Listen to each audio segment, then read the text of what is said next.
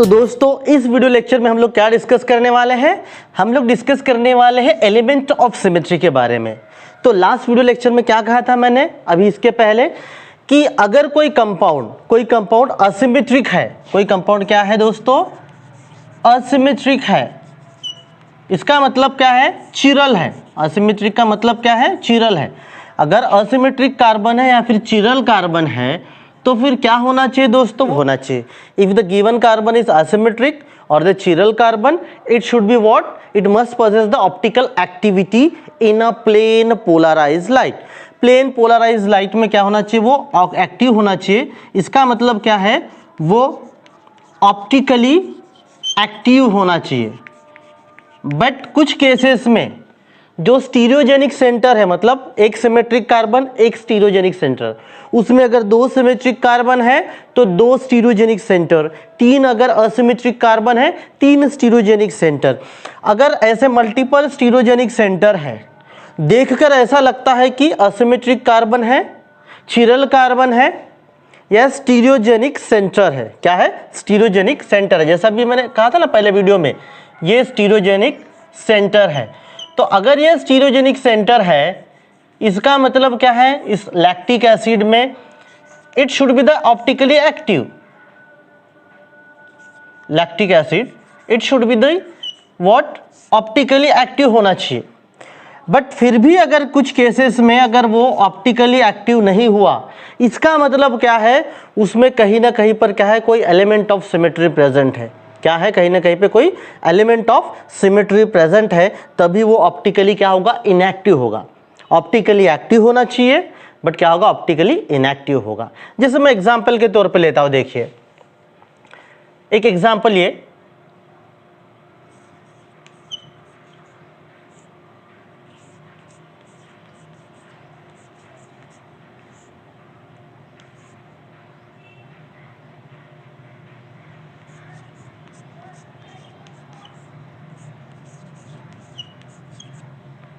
This is what, ये जो आपके सामने एग्जांपल, ये जो आपको दिखाई दे रहा स्ट्रक्चर, ये किसका एग्जांपल है दोस्तों,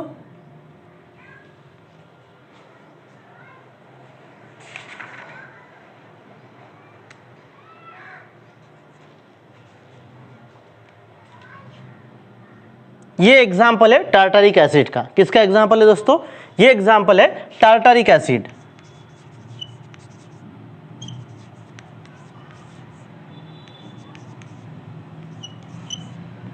टार्टारिक एसिड का, किसका, टार्टारिक एसिड का।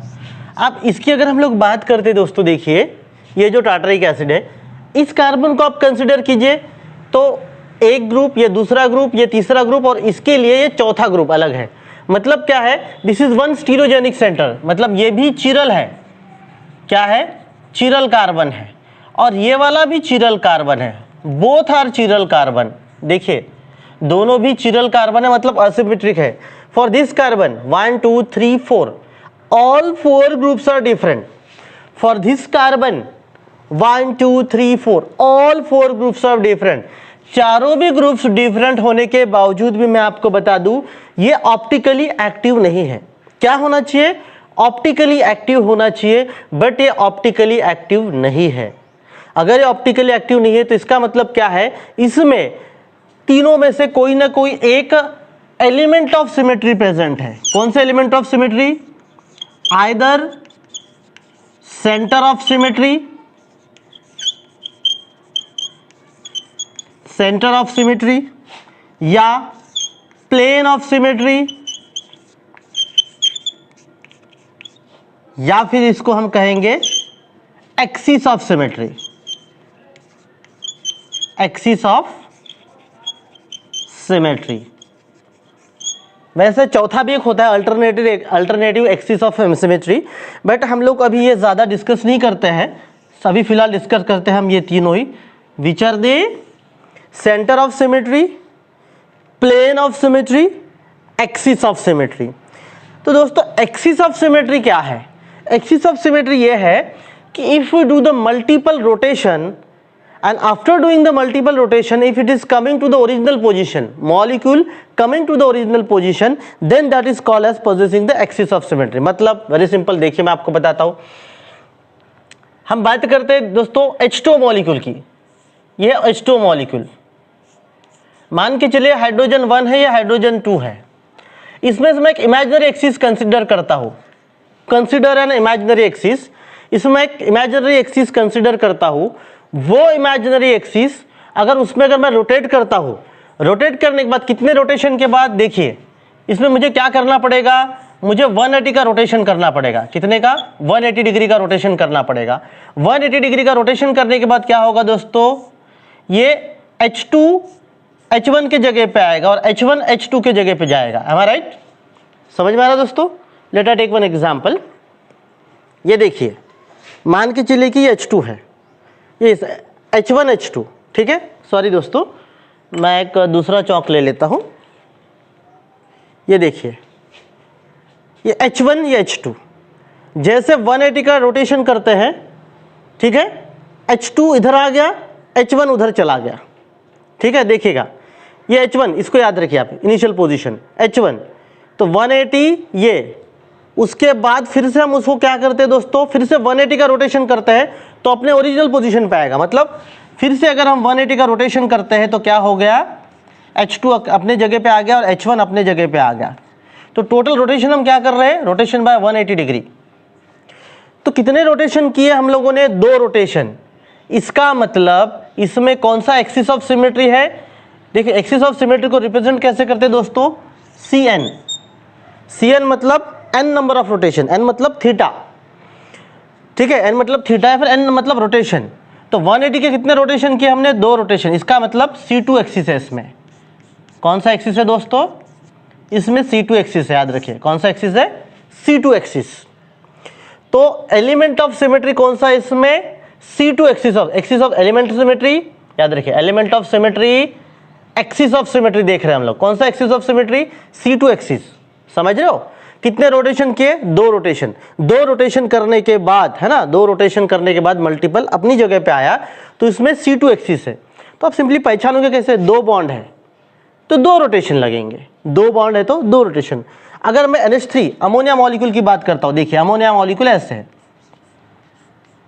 ऊपर में क्या है दोस्तों, लोन पेयर है, ऊपर में लोन पेयर ऑफ इलेक्ट्रॉन। तो इसमें मैं एक्सिस कहां से कंसीडर करूंगा दोस्तों? मैं एक्सिस कंसीडर करूंगा, ये देखिए, ये 3 चौक अमोनिया, इस तरीके से 3 बॉन्ड है। लेट्स सी,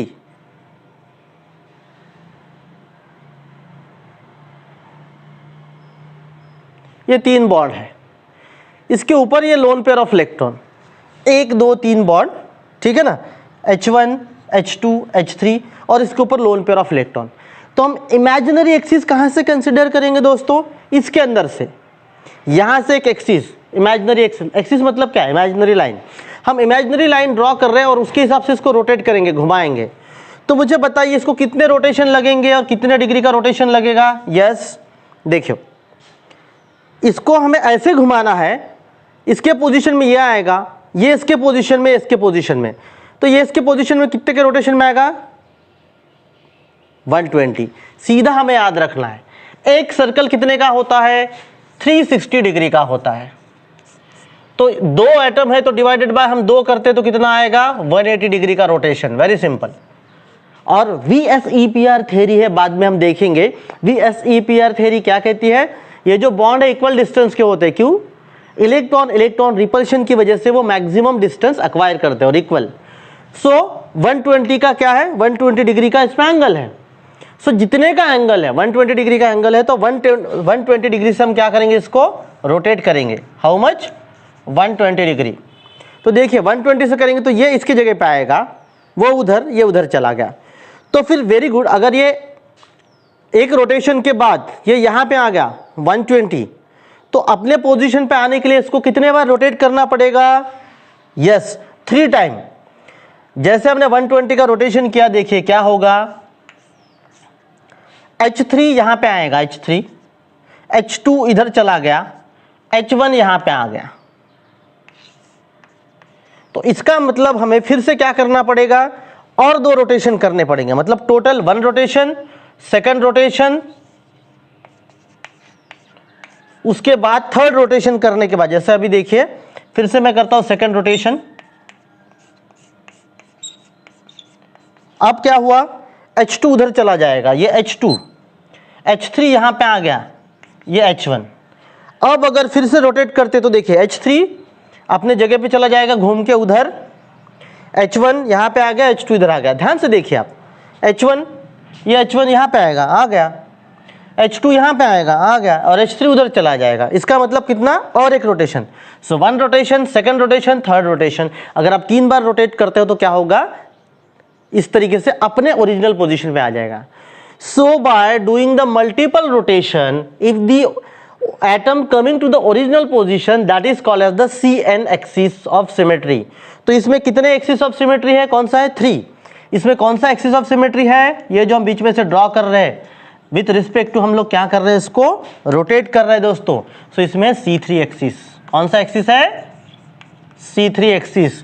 और इसमें कौन सा था, C2 एक्सिस। वाटर मॉलिक्यूल में C2 axis, 2 rotation by 180 degree, और अमोनिया मॉलिक्यूल में C3 axis, 3 rotation by 120 degree. So that is what your axis of symmetry दोस्तों। अब इसके बाद हम क्या करते हैं, देखते हैं plane of symmetry and then centre of symmetry. देखिए दोस्तों, अगर मैं प्लेन ऑफ सिमेट्री की बात करूं, प्लेन ऑफ सिमेट्री क्या है, it is a imaginary plane. It is what, imaginary plane which divides the given substance or molecule into the 2 equal halves। Plane of symmetry ऐसा है कि अगर एक इमेजिनरी प्लेन ड्रॉ करते हैं तो बराबर क्या करना चाहिए, 2 इक्वल पार्ट में डिवाइड करना चाहिए। अब मैं इस अमोनिया मॉलिक्यूल को ही लेता हूं, H2 मॉलिक्यूल भी देखिए ना, ये जो एक्सिस है, इसी एक्सिस से अगर मैं क्या करता हूं दोस्तों, अगर एक प्लेन ड्रॉ करता हूं ऐसे, तो क्या होगा, बराबर इसके 2 इक्वल पार्ट हो गए ना। अगर ये H2 मॉलिक्यूल है ऐसे, यहां से मैं एक इमेजिनरी पार्ट ड्रॉ करता हूं तो आधे आधे हो जाएंगे, 2 इक्वल हाफ्स हो जाएंगे। That is what the plane of symmetry. और इसी को हम क्या कहते हैं, ठीक है ना। अब उसके और ज्यादा स्टडी अभी इसमें नहीं देखेंगे हम लोग, इसको कहते हैं प्लेन ऑफ सिमेट्री, ठीक है। हॉरिजॉन्टल प्लेन, वर्टिकल प्लेन, तो ये वर्टिकल प्लेन है, उसमें थोड़ी डीप स्टडी अभी हम नहीं देखने वाले हैं, इतना ही देखेंगे, ठीक है ना। सो वर्टिकल प्लेन किसको बोलते हैं, जिसमें एक्सिस ऑफ सिमेट्री है। एक्सिस ऑफ सिमेट्री के साथ अगर जाते हैं तो वर्टिकल प्लेन, ठीक है। उसको अगर कोई है तो हॉरिजॉन्टल प्लेन। इसमें हॉरिजॉन्टल प्लेन भी होता है, ठीक है, इसमें नहीं होगा, सॉरी। तो वर्टिकल प्लेन तो छोड़ दीजिए, प्लेन ऑफ सिमेट्री है, इसमें समझ में आ रहा है, 2 इक्वल हाफ में कन्वर्ट करता है ना, यस। अगर अमोनिया मॉलिक्यूल की बात करूं, ये अमोनिया मॉलिक्यूल, बताइए तो अमोनिया मॉलिक्यूल में कोई प्लेन ऑफ सिमेट्री होगी क्या, हो सकती है, पॉसिबल है plane of symmetry, yes, ammonia molecule में है ना। ये जो आपको ऊपर लोन पेयर ऑफ इलेक्ट्रॉन और एक बॉन्ड, इसको कंसीडर करो, ऐसे आधा काट रहे हैं हम, इमेजिनरी, इमेजिन करो हम इसको आधा काट रहे हैं, तो इधर और इधर एक, इस बॉन्ड का आधा जाएगा, इधर एक H1, इधर एक H2 ऐसे, और H3 इधर आधा, इस तरीके से। तो हम कितना क्या कर सकते हैं, एक सिग्मा प्लेन ले सकते हैं, ऐसे यहां से भी तो ले सकते हैं, 2 सिग्मा प्लेन, 3 सिग्मा प्लेन। यहाँ पे कितने, 3 सिग्मा प्लेन है, यहाँ पे 3 वर्टिकल प्लेन है, किसमें, NH3 मॉलिक्यूल में। अब सिंपल देखिए ना, मुझ में कितने हैं, आप अपनी या मेरी बात कीजिए, कोई ऐसा प्लेन है इमेजिनरी प्लेन जो 2 इक्वल पार्ट में डिवाइड करे, यस। अगर यहाँ से कोई प्लेन है, मतलब काटते मुझे, काटना मत, ठीक है ना, अगर मुझे यहाँ से काटा जाता है तो क्या होगा, मैं 2 इक्वल, एक पैर एक पैर, एक हाथ, इस तरीके से, नाक यहाँ से लेकर बिल्कुल नाक के यहाँ से ऐसे, तो 2 इक्वल पार्ट में होगा। तो इमेजिनरी प्लेन हम ड्रॉ कर रहे हैं, इसको हम क्या कहते हैं, प्लेन ऑफ सिमेट्री। क्या है, प्लेन ऑफ सिमेट्री। आप देखिए दोस्तों, इस मॉलिक्यूल में एक प्लेन ऑफ सिमेट्री है, हम फिर से लेते हैं नेक्स्ट इसमें। सो ये प्लेन ऑफ सिमेट्री होने की वजह से क्या है, ये दिख तो चिरल रहा है, असिमेट्रिक रहा है, बट सिमेट्रिक इसमें प्लेन आ गया। कौन सा प्लेन आ गया, प्लेन ऑफ सिमेट्री। इसीलिए ये क्या होगा, ये यस, ये अचिरल दिखाई, मतलब चिरल दिखाई दे रहा है, ऑप्टिकली एक्टिव होना चाहिए, बट इसमें प्लेन ऑफ सिमेट्री आ गया, इसमें ये प्लेन ऑफ सिमेट्री आ गया, इसीलिए क्या होगा, ये अचिरल होगा, मतलब सॉरी, ये ऑप्टिकली इनएक्टिव होगा। अचिरल होगा या ऑप्टिकली क्या होगा दोस्तों, इनएक्टिव होगा। तो चलिए अब वीडियो को हम लोग फिर से थोड़ा सा आगे ले लेते हैं, मैं रब कर देता हूं, आपको स्क्रीनशॉट लेना है तो ले लीजिए। फिर हम लोग देखते हैं सेंटर ऑफ सिमेट्री, और इस एग्जाम्पल को फिर से एक बार डिस्कस करते हैं दोस्तों, ठीक है। तो रब हो गया है, हमने प्लेन ऑफ सिमेट्री और एक्सिस ऑफ सिमेट्री देखा। Axis of symmetry, multiple rotation के बाद क्या होगा, जो हम n नंबर ऑफ रोटेशन कर रहे हैं उसको हम क्या कहेंगे, सिंपली एक्सिस ऑफ सिमेट्री। तो कौन सा, 2 रोटेशन कर रहे हैं और फिर मॉलिक्यूल अपने ओरिजिनल पोजीशन पे आ रहा है तो C2 एक्सिस, 3 रोटेशन कर रहे हैं तो क्या होगा C3 एक्सिस, 4 रोटेशन कर रहे हैं तो C4 एक्सिस, इस तरीके से होगा। जब प्लेन ऑफ सिमेट्री कहते हैं तो it is imaginary plane which divides the molecule into equal halves, 2 equal part में डिवाइड करता है तो उसको प्लेन ऑफ सिमेट्री। दोस्तों अगर हम बात करते हैं centre of symmetry, imaginary centre, centre of symmetry is what, imaginary centre, ठीक है। Through that centre if you are going any side of the molecule, whatever you are getting there that should be the same thing if you are coming reverse। अगर आप reverse gear डालते हो तो वही चीज मिलना चाहिए। मतलब let us take one example, देखिए मैं एक एग्जांपल लेता हूं।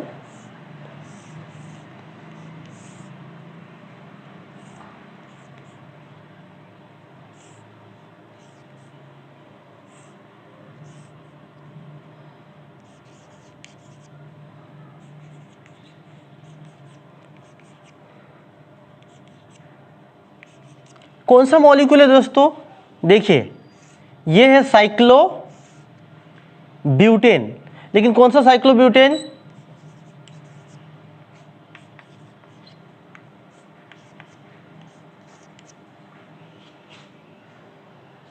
Dichloro dibromo cyclobutane, dichloro dibromo cyclobutane is the example, ठीक है ना।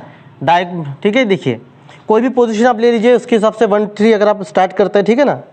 क्लोरोब्रोमो तो क्या आएगा बी से पहले, तो 1 ये पोजीशन हम यहाँ से देते हैं 1 2, यहाँ से भी दे सकते हैं आप लोग 1 2 3 4, तो इसका नाम क्या होगा 1 3 dibromo, 1 3 dibromo and 2 4 dichloro, 2 4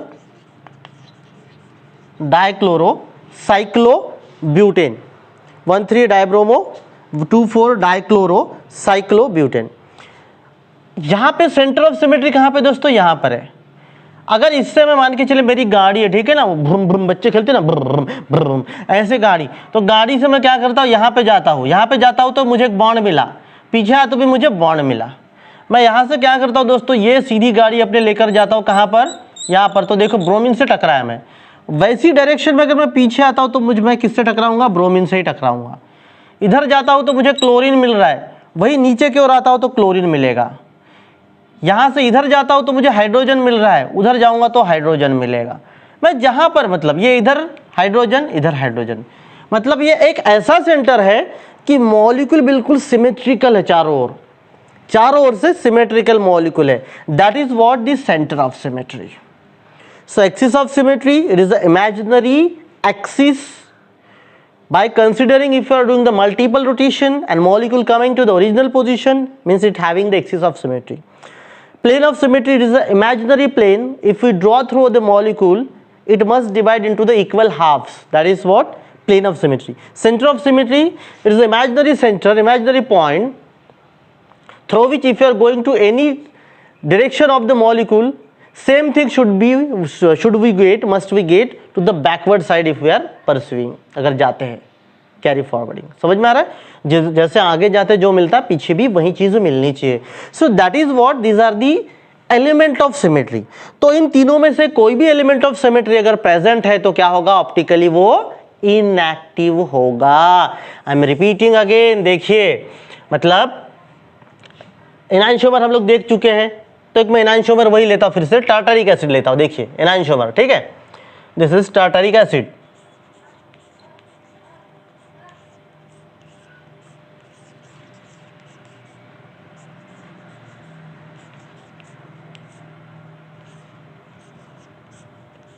this is what, tartaric acid. ये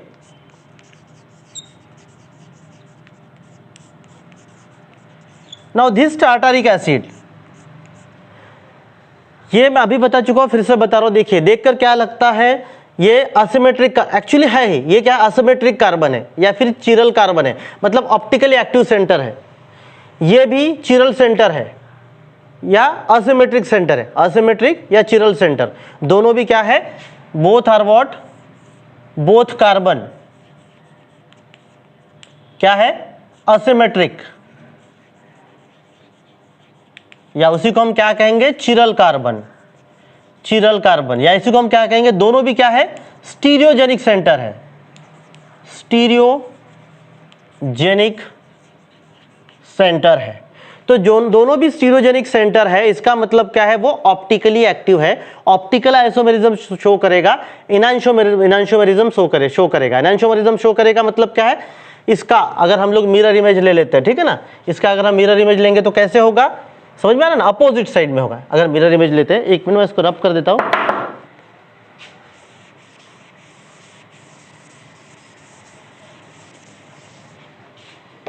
ये देखिए, ये मिरर इमेज। तो मिरर इमेज किस तरीके से बनेगा, COOH, COOH,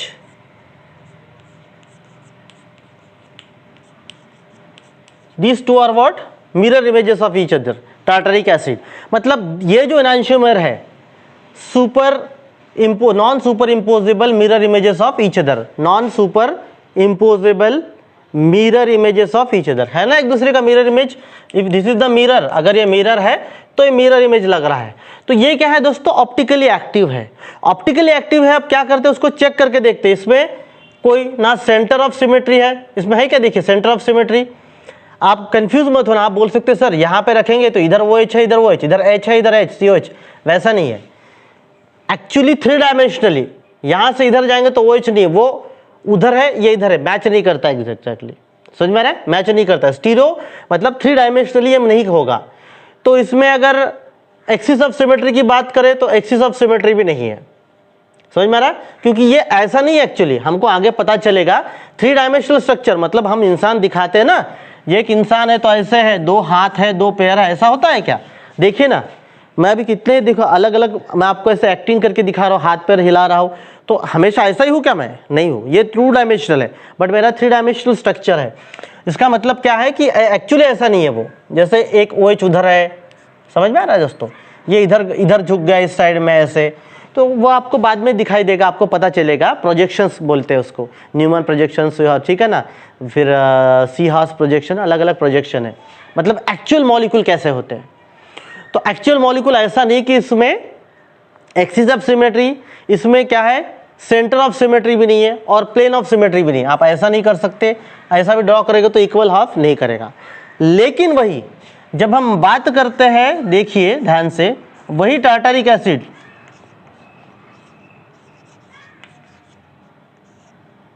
हमने क्या किया, ध्यान से देखिएगा, दोनों H इक्वल साइड में थे, अपोजिट साइड में, यहाँ पे एक OH, यहाँ पे एक OH, यहाँ पे हाइड्रोक्सिल ग्रुप, यहाँ पे hydroxyl group, hydroxyl group opposite side में थे, अब हाइड्रोक्सिल ग्रुप सेम साइड में हो गए। अब हाइड्रोक्सिल ग्रुप सेम साइड में हो गए तो इसमें एक्सिस ऑफ सिमेट्री नहीं है, सेंटर ऑफ सिमेट्री नहीं है, लेकिन यहाँ से एक प्लेन ऑफ सिमेट्री है जो इक्वल हाफ में डिवाइड करती है, जो क्या करती है, इक्वल हाफ में डिवाइड करती है। यहाँ पर वो नहीं है, समझ में आ रहा है, इक्वल हाफ में डिवाइड करती है। तो अब ये ऑप्टिकली एक्टिव नहीं होगा, अब ये क्या है, now this is optically inactive. अब ये क्या है दोस्तों, ऑप्टिकली इनएक्टिव है। इसको क्या कहते हैं, मेसो टार्टरिक एसिड। ये मेसो कंपाउंड है, इसको क्या कहेंगे हम लोग, meso compound, meso tartaric acid, इसको कहेंगे मेसो टार्टरिक एसिड। मतलब कंक्लूजन क्या निकलता है, भले ही उसमें असिमेट्रिक कार्बन हो, भले ही उसमें असिमेट्रिक कार्बन 1 2 3 और ये चौथा ग्रुप चारों भी अलग, 1 2 3 चौथा ग्रुप चारों भी अलग, भले ही असिमेट्रिक सेंटर हो, ऑप्टिकली एक्टिव होना चाहिए, लेकिन तीनों में से कोई भी एक एलिमेंट ऑफ सिमेट्री अगर है, जैसे इसमें प्लेन ऑफ सिमेट्री है, तो वो ऑप्टिकली इनएक्टिव होगा और इसको हम क्या कहते हैं, मेसो टार्टरिक एसिड। दोस्तों छोटा सा एक रिवीजन ले लेते हैं, आपको समझ में आना चाहिए क्या क्या इसमें हमें ध्यान में रखना है। आइसोमर्स क्या है, isomers yes, having the molecules having the same, 2 molecule है ना, molecules having the same molecular formula but their different chemical and physical properties, तो हम उसको क्या कहेंगे, यस आइसोमर्स कहेंगे। Process is called the isomerism. और आइसोमेरिज्म जो है वो कितने टाइप का आइसोमेरिज्म है, बहुत सारे हमने देखे हैं ना, functional, structural, positional, then tautomerism, enantiomerism, ये बहुत सारे हम लोगों ने देख लिया है। That is what the type of isomerism देखा है दोस्तों। ठीक है दोस्तों, उसमें एक हम लोगों ने क्या देखा है, ऑप्टिकल आइसोमेरिज्म। क्या देखा है उसमें, ऑप्टिकल आइसोमेरिज्म। सो ऑप्टिकल आइसोमेरिज्म कौन है, enantiomers are the optical isomers. Enantiomers, that these are the type of isomers which are nothing but the non-superimposable mirror images of each other. Non-superimposable mirror images of each other are called the enantiomer. तो enantiomer क्या है, optically active है। enantiomer optically active क्यों है, क्योंकि उनमें stereogenic centre है या चिरल कार्बन है। स्टीरियोजेनिक सेंटर है या चिरल कार्बन है या असिमेट्रिक कार्बन है। वो ऑप्टिकली एक्टिव क्यों है enantiomer, this two are the enantiomer, tartaric acid, क्योंकि वो ऑप्टिकली एक्टिव इसलिए है क्योंकि उसमें चिरल कार्बन है या असिमेट्रिक कार्बन है या स्टीरियोजेनिक सेंटर है, दो तो ऑप्टिकली इसलिए एक्टिव है। प्लेन पोलराइज्ड लाइट में लिवो या डेक्स्ट्रो रोटेटरी है। बट अगर उसमें कोई भी एक एलिमेंट ऑफ सिमेट्री प्रेजेंट है, जैसे ये स्ट्रक्चर मेसो टार्टरिक एसिड, दोनों हाइड्रोक्सिल ग्रुप सेम पोजीशन पे है, तो इसमें एलिमेंट ऑफ सिमेट्री प्रेजेंट है। कौन सा, प्लेन ऑफ सिमेट्री प्रेजेंट है। कौन सा है दोस्तों, प्लेन ऑफ सिमेट्री। तो प्लेन ऑफ सिमेट्री प्रेजेंट होने की वजह से अब ये स्टीरियोजेनिक सेंटर काम का नहीं है, ऑप्टिकली इनएक्टिव होगा। भले ही इसके जैसे क्या है, असिमेट्रिक कार्बन है या चिरल कार्बन है या फिर स्टीरियोजेनिक सेंटर है, बट फिर भी क्या होगा, ये ऑप्टिकली इनएक्टिव होगा दोस्तों। तो उम्मीद तो करूंगा बिल्कुल आपको समझ में आ गया होगा। कोई भी कमेंट है तो मुझे ज़रूर आप लोग कर सकते हैं या आप डाउट्स मुझे पूछ सकते हैं। तब तक के लिए as usual stay healthy, avoid the कोविड-19 and just be continuously do the your studies. Bye bye, take care.